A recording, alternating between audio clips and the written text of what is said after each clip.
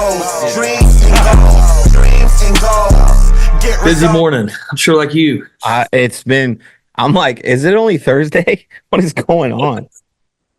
It's the first week back to school for us, so that's always entertaining. And then I had to go speak this morning, and then I had a meeting with a donor, and he kept going on and on and on. So I was like, hey, listen, man, bud, I got to get out of here, man. So he kind of gave me out, man. You're like, wait, how much are you donating? And right. That's one of our bigger ones. So I was kind of caught between. Oh, yeah. Hey, bro, if you would have been late for that, I'd be like, I ain't mad at you because it depends on how much he's now. If you'd have told me he was a small donor, I'd be like, come on, man, cut that guy off. No doubt. Yeah, that's crazy. First of all, I want to welcome you to the DG show, and thanks for coming on. I'm really excited about this. And the reason why is I think coaching is one of the most important things in the world because of I feel like just not in coaching in sports, but in life, right? It's like myself is growing up without a father figure. There was mentors and coaches that played such a significant role in my life that I wouldn't be here. And even at a young age, right? When you look back, when you get older, you go, wow, man, like that high school football coach did some things for me that I don't know if I'd be here had he not done that. And so I want to thank you for coming on, and I want to thank you for what you do because I think that's incredible. Fun fact, DeMonte Langston actually works for us. And so it was so crazy because as we're going through this, I'm like, wait a minute, I didn't put two and two together at first. And so he was like, yeah. And Ashley was telling me, but I was like, wow, what a small world. But DeMonte's a guy that works for us. We have this workout group that we do in the morning at my house. There's like 12 of us. He comes every morning. We do like this prayer, good word at the end. And then to find out that he played for you was like, oh, wow. Like, small world, man. It's crazy how athletics does that, right? You know, athletics, whether you're rooting for you have a favorite team, right? Or someone you play with, or how it integrates us in relationships. But Diamante was a good one, man. He played for us for 1 year when we were kind of in the transition period from Division II to Division I. So it was a 4-year transition period that was very tough because we couldn't play in postseason play. So basically, the guys weren't playing for anything, you know? And it was a 4-year probation period, and Diamante played for us 1 year, and as you probably know through him working for you, just incredible work ethic, tough kid, enjoy to be around. We actually, Diamante will know more of the facts. My memory, I'm losing it, but I don't think we could graduate in that second year because he didn't have enough credits. Which was going to cause him to have to go like another whole semester. And so we were able to get him to Langston where he could graduate on time and finish everything. And so he transferred, his senior year. But tough kid, man. South Plains Junior College, and Diamante's a good one. Yeah, man, he's a really good kid, and I've really got a chance to enjoy just being around him. And I was like, wow, man, what a small world. So I want to welcome you, Joe, to the DG show, and we'll get started. And so I know there's some funny stories. We got a pants story. We have a few, but for those out there, if you could just tell us, what you're doing, kind of your coaching journey. I guess we could start at the end right now. I know you're at UTEP, but how'd you get there? Yeah. So, I've been here. This will be the start of my 4th year here at UTEP. Grew up in Midland, Texas, so always was kind of familiar with UTEP and El Paso. UTEP has a tremendous history. Obviously won a national championship in 1966 with Coach Haskins, who is a legend out here in these areas, and obviously a legend in our game. He's a Hall of Famer. If you've ever seen the movie Glory Road, that was based upon Coach Haskins and the UTEP 1966 team. Fun fact with that. My best friend Rogers Healy was one of the players on the Kentucky team in that movie. And he played against. Yeah, he was a extra in the movie. So every time that movie's on, I send it to him like, "You're riding the bench." That's awesome. You know what's crazy too? Like we'll tell our recruits that. Now we actually had a recruit in this past weekend, and we tell our recruits that they haven't even seen Glory Road. It's been so long since it's happened, but really cool history here. Obviously a ton of NCAA tournament experience. In the early 2000s, you had Coach Gillespie was here before he went to A&M and kind of took off in his career. Doc Sadler was here before he took off to Nebraska. Tony Barbie was here before he took off to Auburn. So this was, before Gonzaga. Honestly, the UTEP was one of the, if not the best mid-major basketball program in the country. And it had been down over the last decade or so. The people have had success here, but Coach Floyd and a tremendous basketball coach, former coach at USC and Chicago Bulls, and was one of Coach Haskins' assistants, and Rodney Terry had done a really, really good job. It just having a hard time, with the change in the landscape and of college basketball and just different things. COVID, it kind of hit rock bottom, and they needed some new energy. And Rodney Terry decided to leave to go to Texas with my best friend Chris Beard, and him and Rodney had a long time relationship, and decided to go be his associate head coach. It opened the door for me to come here. Ultimately, I'm here at UTEP, to be really honest, because of what we did at Abilene Christian, right? And what we did at Abilene Christian was because we had really, really good players. Coaching is very simple. If you have a great culture and you have really, really good players that play for each other and want to win championships, special things happen, right? And so what we did at Abilene Christian, I think will be talked about one day. I don't think it gets talked about enough right now. It was just amazing what that journey was with those guys. We made the NCAA tournament our first year out of transition, played Kentucky. And it kind of took off from there. And then obviously we had the COVID year. And then the following year, we went to the NCAA tournament and we beat Texas, right? So It think Abilene Christian and Texas, right? Like David versus Goliath, right? It doesn't happen much except in the Bible. But, we were able to take them down and to beat Texas on a really special night, which obviously opened the door for me to get here to UTEP. Yeah, you said an interesting word that I love, and we've had a lot of success here at Results Roofing, and we use a lot of sports analogies. Videos we watch are sports related, because I do feel like being an entrepreneur or in sales it's so related to sports because of what the work you have to put in and whatnot. And you use the word culture, and that's something that's when people try to identify, we've grown to $100+ million company. We actually have a lot of ex-athletes, right? We have a lot of people that played, like DeMonte, a lot of college athletes. And I use the word culture a lot, and people try, well, what is culture? I'm like, it's not a bunch of words on the wall. To me, your culture is what you do when no one's watching, right? If no one else ever found out the results of what you did, would you still do it, right? What decision would you make? And the culture is something that I believe is like, people watch what I do. Every decision I make affects 176 families and people, and I don't take that lightly. But how were you able to go into a school that, was on probation, wasn't a powerhouse school? You said it, like, if you think of Abilene Christian against Texas, you're like, I'm taking Texas 100 out of 100 times.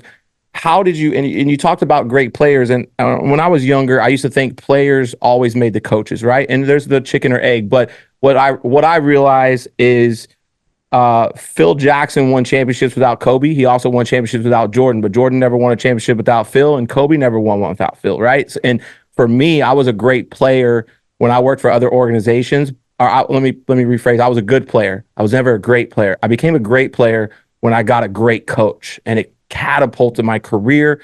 And he focused a lot on my personality. He focused a lot on my day-to-day, and just took me to a whole nother level. And so what do you do to instill culture in these kids, and how are you able to not only transition that from their life, their personal life, but to the court? And you said a lot right there, and it's right on. I think in today, we don't talk a lot in our program about culture either, right? It kind of bugs me when people talk about culture, Yes. and da-da-da. What I would want if you came to one of our practices, I would want you to say, like, the 4 pillars in our program: relentless effort, relentless energy, positive energy, joy, thankfulness, and then competitiveness, right? We want to compete. Those are 4 pillars. And if you came to watch us practice and didn't know anything about us, I would hope you left and be like, man, coach, those guys play hard. They play with great energy. They have a joy with one another.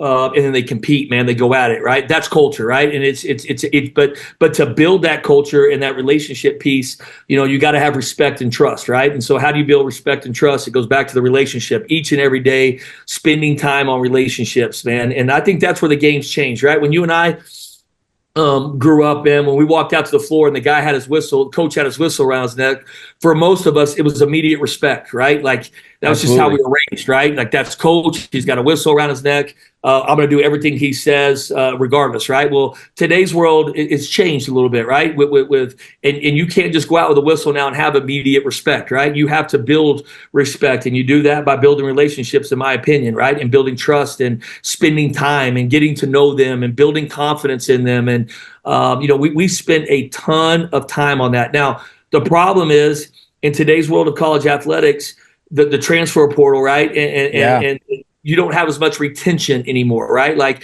at Abilene Christian, we recruited 4 freshmen. They became sophomores, 4 freshmen behind them, right? And then they became juniors. They became soft. So we had a program, we had a culture, and they looked up to the seniors, right? I didn't have to do a whole lot. The seniors ran the program, right? Most great programs are player-led, and the seniors would run it. And the juniors would follow the next year. That's hard to do now in today's world of college in the landscape and where it's at. So the challenge is now is basically we have 6 to 8 months to build a culture, right? And to get them to do what we want them to do. And so you gotta expedite everything, right? You gotta expedite the relationships. You gotta, their end, they have to expedite the trust factor. And you gotta try. But I'm 100% believer in it, and I believe what you believe. I've been around great companies. I was at a great company this morning, right, with the guy that runs the company, and you can tell right when you walk in what their culture is, right? You know, guys, you can tell he takes care of his employees. You can tell there's an energy around it. They enjoy going to work. There's a work ethic. It's just very visible, and I don't think there's a big difference whether you're running a roofing company or you're running a basketball program. How you treat your employees and the relationship piece goes a long ways. It does. It goes an extreme long way for you. What was that when you landed that Abilene Christian job, right? And you were trying to establish yourself and you go to a school that's not known. And what was the first thing, especially for like young coaches, right? For really anyone, they could be a leader in a workplace or whatever it is. What was the first thing that you did that you're like, okay, if we can nail this one thing, this is going to catapult, the program, but this is what we're going to be dead set on. And you're going to know this is what we're going to be known for. Well, that's a great question. I don't know. Let me give you one life lesson on that real quick. The AD at the time at Abilene Christian was a guy by the name of Jared Mosley. He's now the AD at North Texas, there in Denton. Yeah. Jared,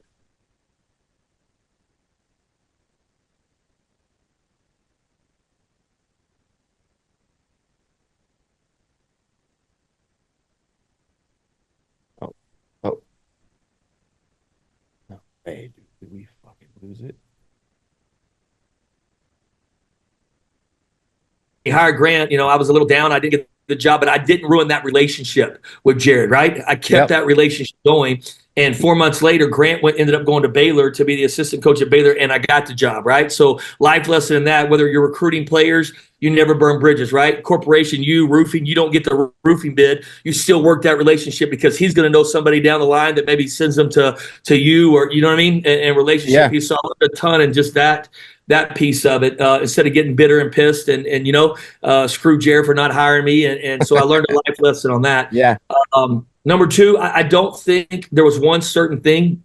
I think the biggest growth for me at Abilene Christian was 2 things. Number 1, I think early on I was trying to be somebody else than what I was. I was trying to be people that I had worked for, and I was trying to be their personality. I was trying to do how they coached, how they taught, but it wasn't me, if that makes sense. And so I think once I learned year 2, year 3, when I learned it's okay to be yourself. And when you're yourself, you're authentic, and it's real and it comes off real. And when I started being myself and coaching with energy and joy, and passion and just and being who I wanted to be, it started to turn for us, right? And navigate. So I think that was the biggest learning piece. I don't think it was one thing like we got better. Obviously our time at ACU, we were known for really good defensive teams. Yeah. That was our identity. We never could get the talent everybody else could. So we were going to be really good on the defensive team. We were going to play harder than you. We were going to be disciplined and do all the right things and the little things that other teams, we had a saying there at times, don't get bored with the simple things. The simple things matter. And if you master the simple things, you become a great player, then you become a great team, right? So little things like that started to happen in our program. But I think the biggest point for me, just the comfort level of being myself. No, I love that because I said I was like, don't get bored with the basics at all. Yeah. And I know Kobe was. I'm a huge Kobe guy. My son's name's Kobe. My daughter's named Gianna. So I'm a huge Kobe guy. And I never forget this guy that was a basketball coach, or he taught camps, and he said I paid a lot of money to go to see Kobe and get one-on-one with him. And he's like, they invited me out. They said I could come to practice early. And he goes, so I thought I was going to get this crazy training regimen. He goes, I get there 2 hours before schedule and Kobe was already training. And he goes, and I just saw him going through these basic drills. And he goes, I actually got really frustrated because I was like, I'd paid all this money and I'm seeing him do drills that I do with my children. And he goes, this goes on for another 2 hours. Then he goes through regular practice, and that's all he did. And he goes, when I got a chance to talk to Kobe, the thing that he said was never get bored with the basics. And he said that I just fundamentally focused on that over and over and over. It just came natural to me. So I'm huge on that. And then the other thing you said was authenticity. I struggled with that too, man. It was really like when you create a company, you want to do it like everybody else. You're like, well, they were successful. Let me be this guy. Let me be that guy. Was there something that happened that kind of, you said, you know what, this isn't me. I need to be myself. Was it something that happened? Was it an event, anything that just led you to that? Or did you just kind of figure that out?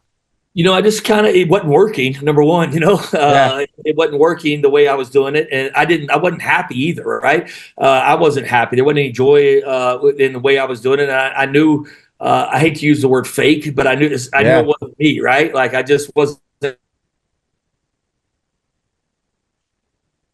having success. And you hear people say that, I'm sure in your company, like when you're doing things, people say, hey, when you take over this company, be yourself or do it the way you want to do it. But easier said than done. The only roadmaps you and I both know is other successful people, right? Like, how do you become successful? Well, hang around successful people, talk to successful people, read those books, right? Around successful people or whatever, that's how it happens. And so you just easily, I think, formulate, okay, I'm going to go with how they did it. Right. But it doesn't fit you and who you are. And I'm a positive person. That's just who I am. I'm not negative. I always look at the glass half full, not half empty. Which I think helped us a little bit at Abilene Christian too, right? I had the vision, I had the dream, even though when it looked like it was so far away, we were just, each and every day trying to win the day and get closer to that vision. And each year we got there, but I'm uncomfortable being negative. I'm uncomfortable doing some things that I had, learned. And, Brett Tanner, who's now the head coach at Abilene Christian, one of my best friends, he was probably really good too behind the scenes. I think you have to have people you trust that will tell you the truth, and not tell you what you want to hear all the time. And I think he played a part in that probably as well. But hey, you're being somebody you're not, right? Get back to get back to who you are, and whether we have success or not, let's do it our way. So and as a coach, I'm the same way, man. I almost, my delusion takes me to where I want to go. I believe that I can do anything, and my wife always says it. She's like, the thing about my husband, he believes the shit that comes out of his mouth, and sometimes it's a blessing, sometimes it's a curse. But being a positive person, I think I struggled with that as well. Is that you try to do it with this lead with leverage opposed to lead with love, and I've learned that. Later on, it's like, I'm going to lead with love and I'm going to lead the way I want to. And, yes, there's a time sometimes you do have to yell and scream. And sometimes you do have to discipline. And it's actually the hardest thing in the world for me because I agree, it's not the person I want to be. What talk a little bit just about your coaching philosophy with that. Are you more with a lead with love, leverage? I know the answer, but. Yeah, I lead with love, and I'm same with you, man. I struggle. I had a situation last week and I think, that was very difficult for me to do. I don't mind adversity. Like I like the chip on your shoulder, back against the wall. No, but I love that, right? That's where my comfort zone is. I love being the underdog. I've been the underdog, in coaching my whole life, right? Abilene Christian or UTEP, wherever it is. But I struggle some in leadership. We have to make tough decisions sometimes for like me, for our players, for the betterment of them, a month down the road, 2 months, a year. There has to be some discipline and accountability to decisions that they've made, and it's tough to do, right? When you have the relationship piece, for instance, if I've had a player that's been with me, we have that relationship. He knows it's coming from love, right? And he knows that it's going to make him a better person, and I have to hold him accountable for the betterment of himself and the betterment of our team, right? They're always watching, right? How I treat one player, then the other players are watching, right? And I'm big on treating every guy the same, right? I treat our walk-on players the same as I treat our scholarship players, right? There's no difference in our standard for each player, but I do struggle with that. It's hard for me to do because it's out of my comfort zone. But I'll tell you this. Speaking of Kobe Bryant, we watched this video with our players with Kobe. So Kobe was speaking at an event, and he talked about running lines, right? And we all hate running lines, like old school, get on the line and run. But Kobe touched every line, right? And if you didn't touch the line, you had to start over. And Kobe was explaining why is it important if you stop short of the line, why is it important to make them do it over again, right? Because number one, it's accountability. Number two, it's discipline. But number three, like if he won't touch the line in a sprint, then when there's 2 minutes to go in a game and he's supposed to set a screen for Kobe, right? Or he's supposed to run, what is he going to do? He's going to stop short of that line. And if you continue to stop short of the line gets further and further and further away. So I think our job as leaders of companies, I think our job as coaches is to hold them accountable to that line, right? And you're making them a better player, you're making them a better person, and they're fulfilling their full potential, And we watched that with our guys. We haven't watched it with this year's team, but we've watched that little 2-minute video, and I don't say it as good as Kobe, but if you want to be a high performing, that's what made Kobe Kobe, right? You just said it. He was there 2 hours before he was supposed to be there. He always touched the line. It didn't matter if he was playing knockout, one-on-one, or a practice or game. He was going at your throat, right? Competing, man. You were taking his money. You were taking his playing time. And those are why the greats are the greats, right? LeBron's the same way. Michael Jordan's the same way. The greats all have that personality, man. They touch the line. And our guys think it's, for instance, yesterday in practice, we did lane slides, basketball lane. Yeah. And they have to slide for 30 seconds. But we told them both feet have to be outside the lane, right? And then when they get to the other side of the lane, both feet have to be outside the lane. If one foot's touching, we're starting over. Well, what do you think happens to a couple groups? They're 10 seconds in and they're going, and then somebody touches the line, and we make them start over. Well, they get pissed. They're not mad, but the bottom line is, what did we tell you to do, right? We told you to get both feet outside the line, and we have to trust you to do that. So in a game, we can trust you to do other things. So again, that's all learned from Kobe. There's a video that I actually watch every day. It's about a 5-minute video. I'll send it to you. It's on Kobe, but it's called "Greatness Has a Cost," and it's something you share with the team. It's especially for competitors. It is just it talks about a lot of that, but it's Kobe talking about greatness has a cost and how you push people too far, but you never know unless you push them too far. How far is enough, and how do you get other people to take on your personality, and how other people wanted championships, but they had other obligations. They had, I watch it every day when I get up in the morning at 5 a.m. It's something that just always put me in the right mindset no matter what I'm going through. I'll send it to you. I think it's very powerful. I love it. No, I love it, man. And so for you, I think, okay, as a coach and as a leader, right? Like, so Abilene Christian, you're kind of backs against the wall, new coach. You go to UTEP, which obviously has had a ton of success in the basketball program. You mentioned it earlier, the success. How do you keep adapting your game as someone that's coaching people to be better, and as someone that's going from a college that, you say, you're like, hey, we never beat Texas in a million years. Now you go to UTEP and you're backing up some just legendary coaches. How do you continue to evolve your game? What are things that you do to study to constantly be better? Because I think, right, be better at your best. And so what are those for you? Anybody you look up to, things you read, watch?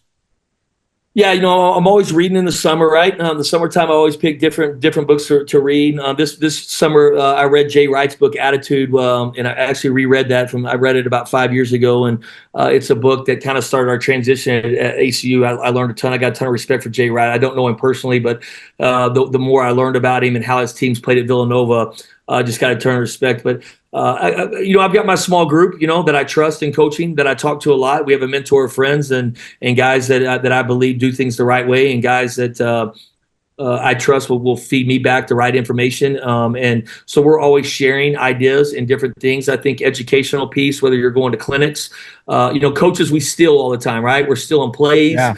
We're still in advice, how they handle this, how they handle that. Different things like that. You're always looking at different ways to do it and being creative with the times. I think the biggest adjustment for me is just the times have changed, right? I took this job here, and then all hell broke loose in college athletics, right? So for a lot of good reasons, players are getting paid, right? And players deserve to get paid. They deserve to get paid for a long time. But it's kind of like the Wild Wild West right now. And then in our situation, we don't have the finances that a Power 5 has, right? We just don't have that. That's not going to happen at a UTEP. So you have to get creative and find different ways to get players to still come to UTEP, to retain players, even though you can't give the financial commitment. Are there going to be some guys that play at UTEP and leave and move on and go make a lot of money? Great, and I support that. I'm serious. I hug them. Sule Boone played for us my first year. Great player. Ended up graduating. He stayed here for me. The first year, didn't leave when I got the job. Could have left real easily. Stayed here. Ended up graduating that spring. Had a great season for us. And had the opportunity to go to Xavier and make a ton of money, right, in the NIL. And we could not pay him that here in El Paso. And we hugged it out. We cried it out. And I support him 100%, right? And I think in our business, you have to be about the players, right? Yep. You got to mean what you preach each and every day, because to your point, people are watching, right? But I think that's been the biggest adjustment for us at UTEP. And it would have been the same at Abilene Christian, right? But how do we handle the transfer portal, and how do we handle NIL, right? So it's just the college landscape's changing. And each week, I think we're trying to navigate that, right? And we're trying to figure it out. And each year is different. Like, for instance, this year we had 9 scholarship guys come back. Oh, wow. That's awesome. That's awesome, right? That's unheard of in today's deal. And these guys aren't making a ton of money, man. They're making a little bit, but they wanted to come back because they like each other. They like being here at UTEP. They like El Paso. And we lost in the championship game last year, and they want to get back there and finish it, right? So they have a mission. They have something that they want to accomplish together. But next year we could lose 5 or 6, right? There's no scientific method or rocket science to get the formula right. So again, I think that's the biggest challenge for me here at UTEP. I was a little naive to think our culture from Abilene Christian was just going to come straight over to UTEP playing with me, and it didn't, right? And I had to learn a lot, and I think each move that I've made, I've learned a ton, right? And but I don't live life with regrets, right? I don't look back and say, hey, I wish I'd have done this, or I wish I'd have done this. I make decisions, and I make sure that they're the right decisions for me, and I move forward. Again, always looking at the glass half full. No, and I love that. And you took, like you said, my next question was thinking is that, do you think all kids are just in it for the money, right? And I know they should be, but you have 9 players return. You said they couldn't make the money.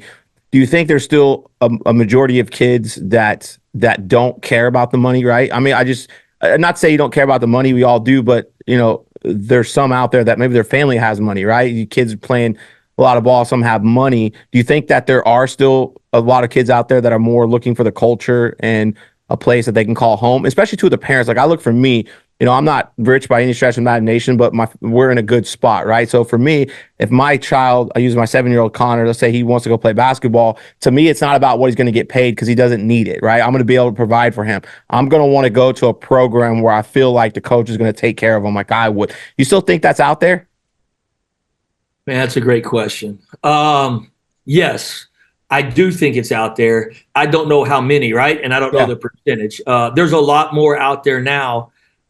This blows my mind, I because it's so not who I am. I'm a competitor. I want to play, right?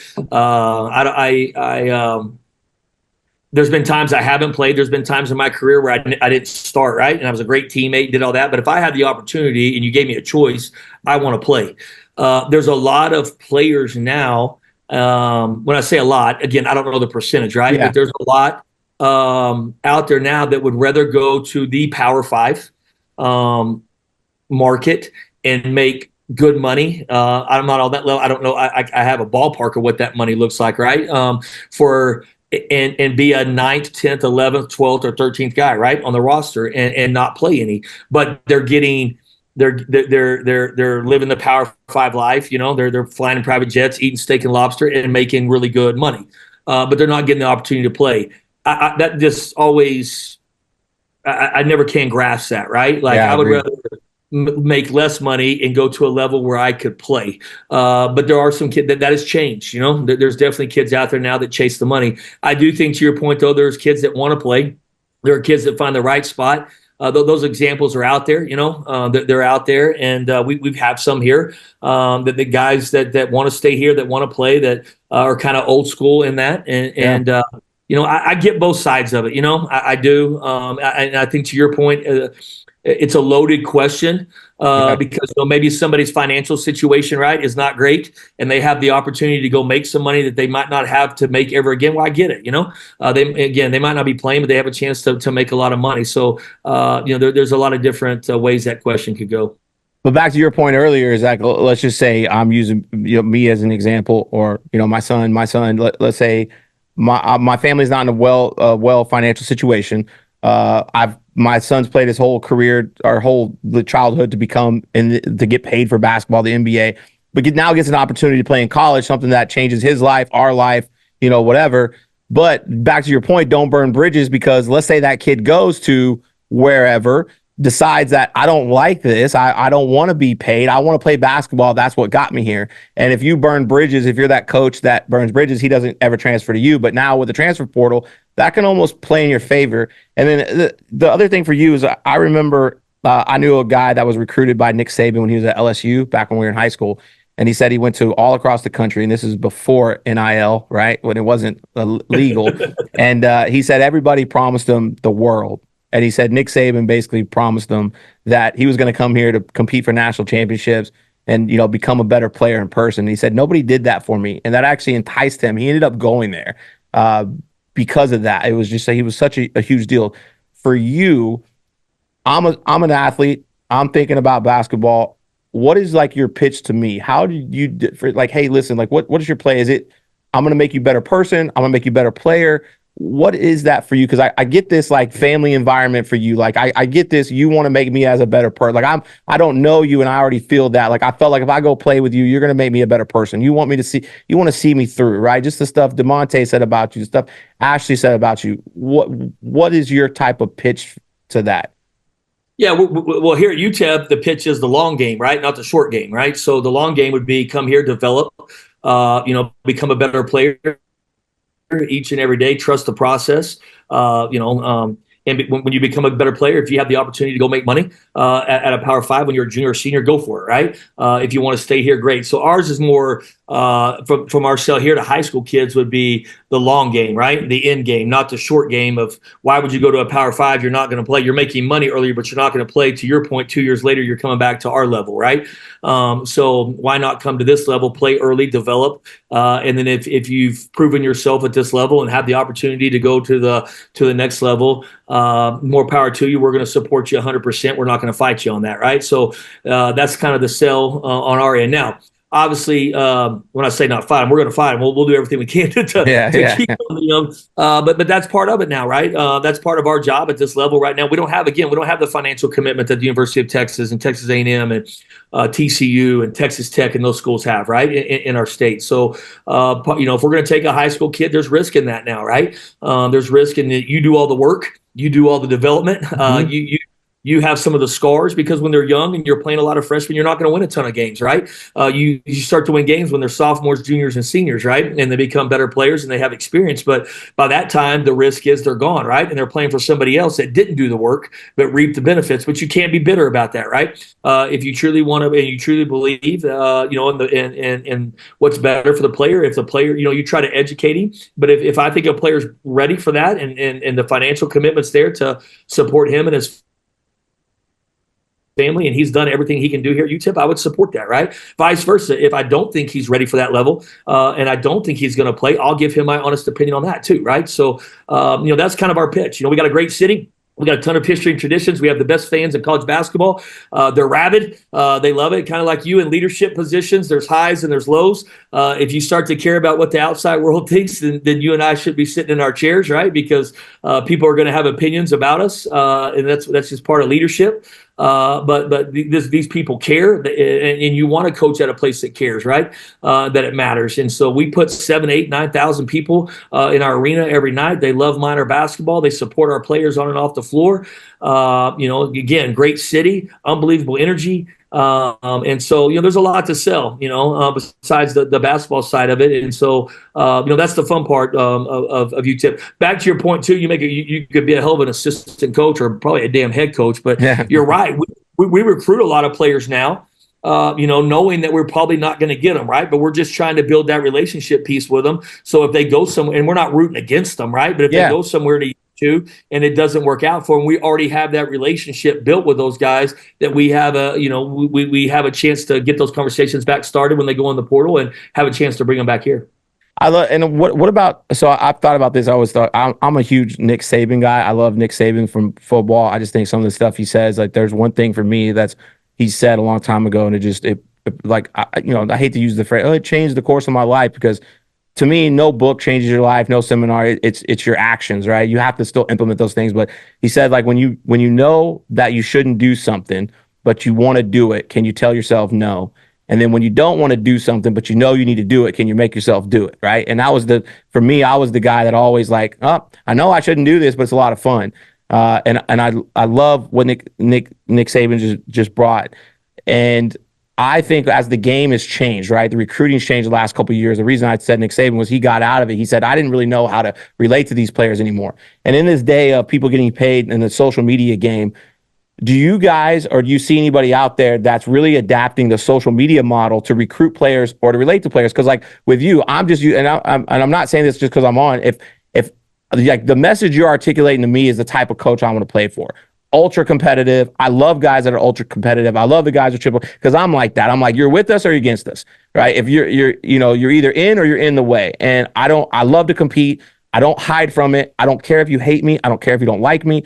I'm not here to be your friend. I'm here to win, and that's what matters to me.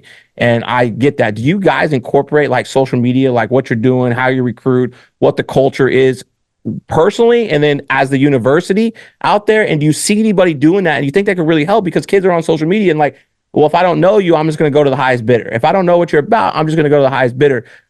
Have you seen that kind of adapted in college football? No, absolutely. The game's changed, right? It's all social media now, right? Whether it's TikTok, whether it's Twitter, whether it's Instagram, you've seen plenty of examples with, Texas football, the Lamborghinis. I think Lane Kiffin does a tremendous job on Twitter of getting conversation out there, right? Whether he liked good or bad, he's getting people to talk about Ole Miss football and getting people to talk about Lane Kiffin, right? Like, yeah.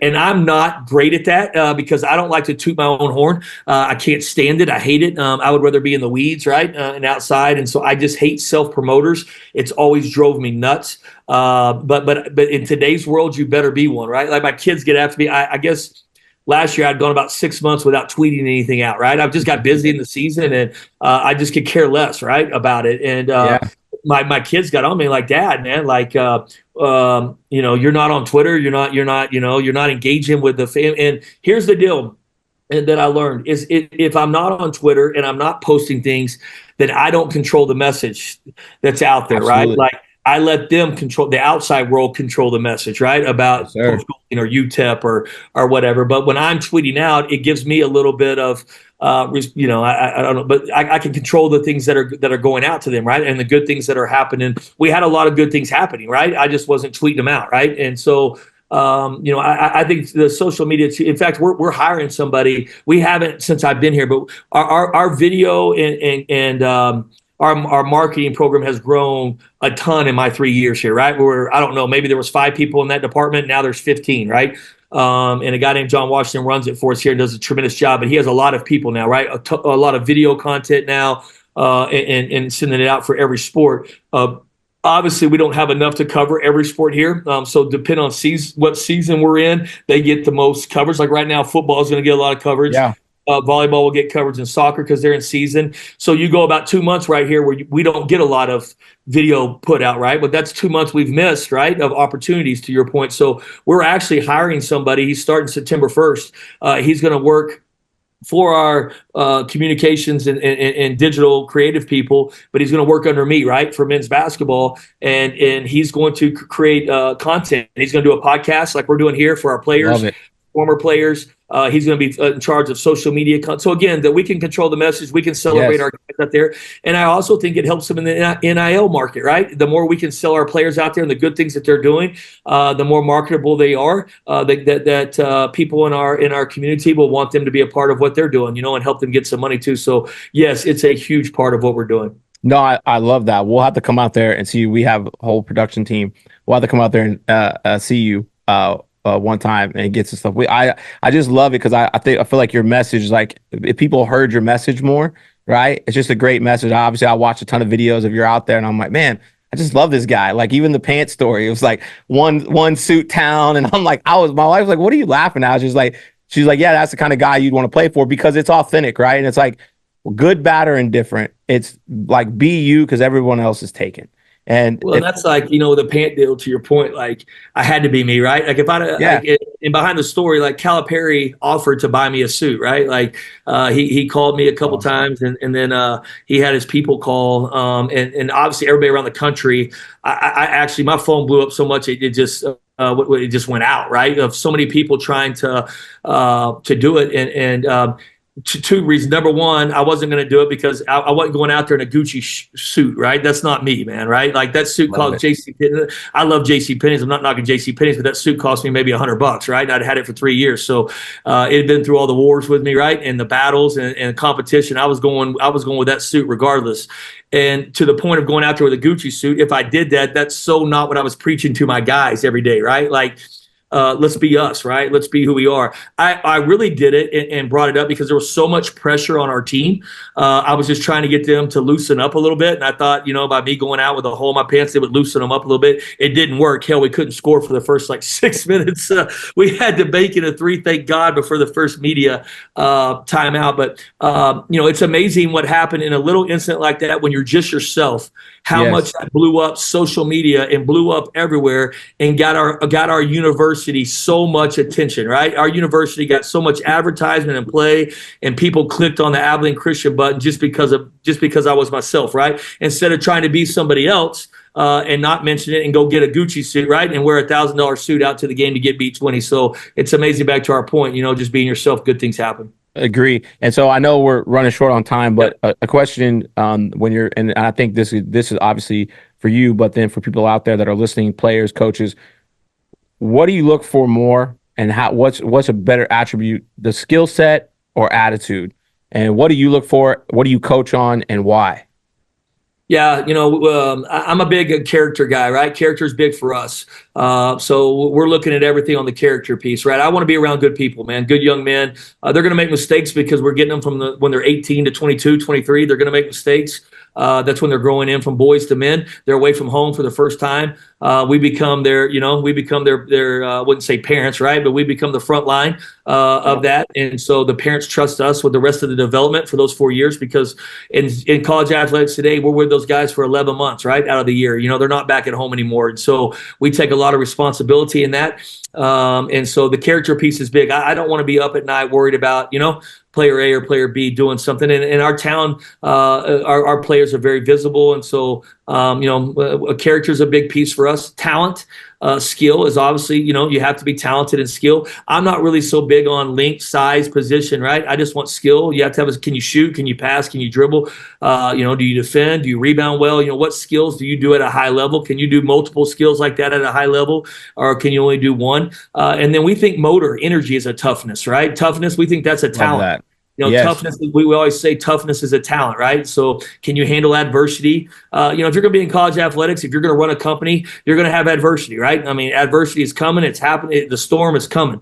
It comes every day. It comes every week. It comes every month. And I want players like you want employees that can handle those things, right? And not shy away from those and become stronger because they've been through the storms. And so we look at all that stuff. It all goes into play. We look at parents, right? Moms, dads, were they raised by a single parent, grandma, how do they treat them? How are they with their teammates when they're not playing? I think everything goes in, and I want a locker room full of guys that do things the right way. Now, it's not going to be perfect. And we might take a kid that doesn't fit all those boxes, right? But we think he has a high skill set, but we think our culture is good enough. And if he gets around our culture will lead him to make better decisions, right? And become a more disciplined, better athlete, because ultimately that's what they all want to do, right? I heard something great the other day. It said, I'll screw this up, man, but it said something like, we all can be successful. We all have the choice to be successful because we all control our daily habits, right? But how you control your daily habits determines your success, right? And guys like Kobe and those guys, to your point earlier, they had the daily habits. They were so mature in those at an early age, right? It took you and I a little bit longer, right, to figure it out. They were so mature on it at an early age, which allowed them to be so successful, right? But we control our habits. I control what time I wake up in the morning. If I want to wake up at 5 o'clock in the morning and read a book and do a podcast and better myself, right? Or I can sleep in till 9 o'clock, right, and not do it. I control that.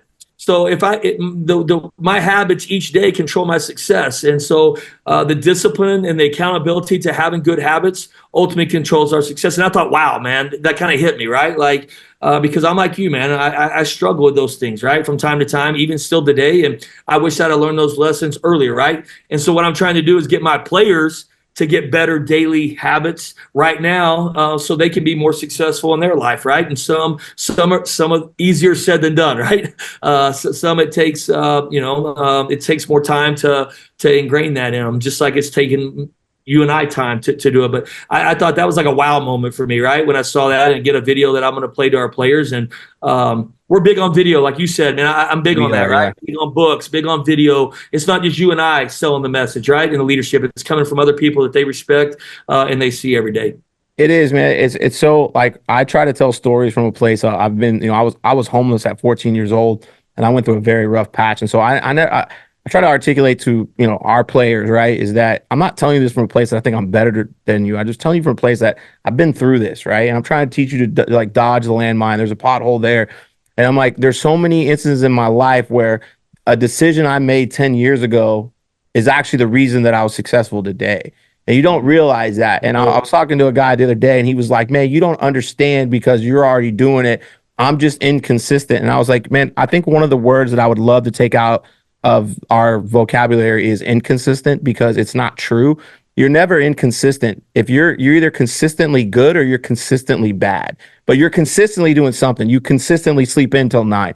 You consistently watch Netflix instead of getting up and doing something. And I said, I've been through that and I've struggled with it. And every day I wake up at 5 a.m. I don't want to wake up at 5 a.m. Every day I get up and work out or I read, or it's much easier to listen to music than it is a podcast or a motivational book or whatever it is. It said, but it's those choices you make that it might not be instant gratification, but in 3, 4, 5, 6 years, it's going to end up paying off. And you're so worried about opportunity not finding you. Well, it's not going to, because you're sitting at home. And it wasn't that opportunity wasn't there. Somebody else just took advantage of it because you weren't out there doing it. And so I think it's like, look, man, you're always consistent. You're just consistently good. You're consistently bad. You're consistently doing something, or you're consistently not. And so I like that a lot. Yeah, no, I like that a lot. I appreciate your time today. I do want to ask you one more question. Is the last one? If there's a quote or a saying that's just stuck with you, kind of an all-time great, right? The thing that it's like, hey man, this one right here, this is the one. Is there like one quote, one saying that is just something that hits you that you've always kind of used? Tough times pass, tough people last. We use that a lot in our program. Tough times pass, tough people last.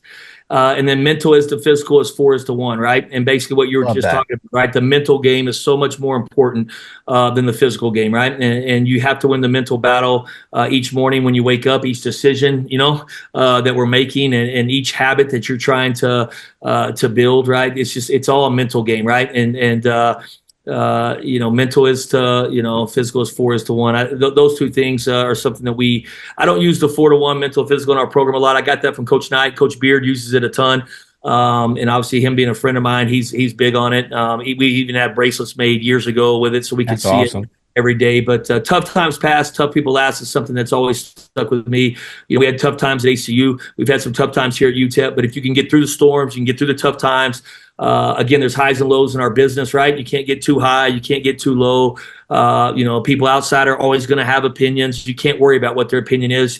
You got to do what you believe in. You got to coach these guys and how you believe is what's best for you to win games. And if you do those things, man, you'll get to the other side of it, right? And so, I like to be around tough people.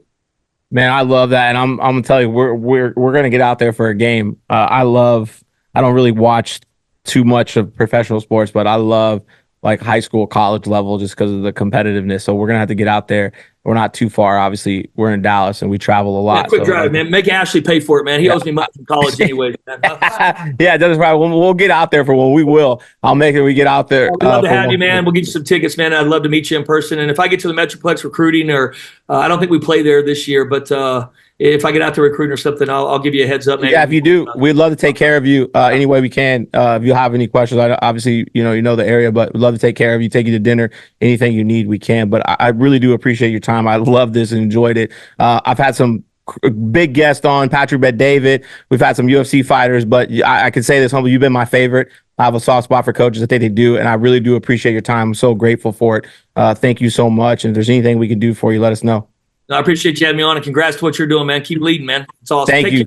Diamante, man. Don't worry about Ashley. He's all right, man. We got him. Thank you. All right, see you guys. See ya.